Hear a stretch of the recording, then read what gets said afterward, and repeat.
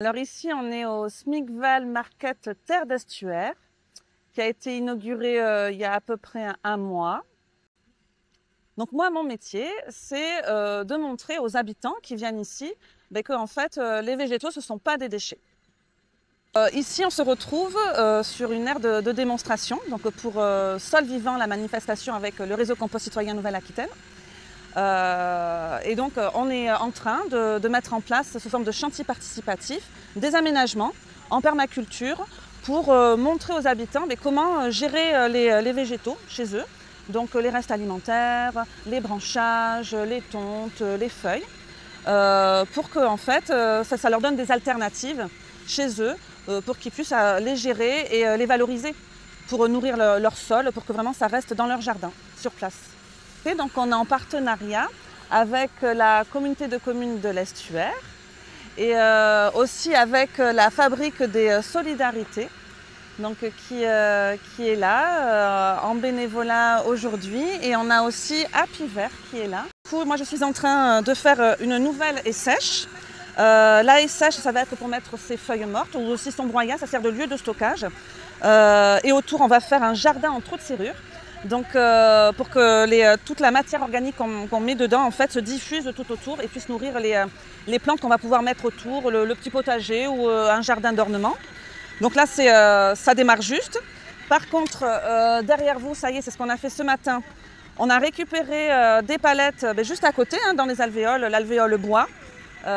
Et donc on a mis en place un composteur en palette avec une superbe ouverture fait maison, n'est-ce pas? Donc voilà, c'est pour montrer que vraiment n'importe qui est capable de fabriquer avec 4 palettes, quelques ficelles, quelques cordes et puis du fil de fer, un espace pour mettre donc ses restes alimentaires. Et toujours, on a besoin de matière brune en fait, de broyat, de feuilles mortes. À côté, on a mis en place la fameuse tour à feuilles. Donc là, on vient les récupérer, donc elles ne sont pas encore sèches, mais ça va nous servir de lieu de stockage. Et à chaque fois que je vais mettre mes restes alimentaires, je vais recouvrir, hop, de feuilles comme ça, pour recouvrir au-dessus. Et c'est ça en fait, avec ces restes alimentaires qui sont plutôt une matière verte et ces feuilles qui sont plutôt une matière brune, le mélange des deux avec l'eau et l'oxygène, c'est ça qui fait le compost. C'est la chimie du compost. C'est pas beau la vie? Alors ce matin, on n'a pas chômé et là, on a réalisé une lasagne bed. Donc ça, c'est des couches en fait de végétaux. Donc de matière brune justement, donc dans les matières brunes on met tout ce qui est paille, broyat, feuilles mortes, voilà, des matières carbonées. Avec ensuite des matières vertes, des matières humides, donc des restes alimentaires, des épluchures, de la tonte de gazon. Et voilà, on fait de matière brune, matière verte comme ça. Et on a recouvert après de compost.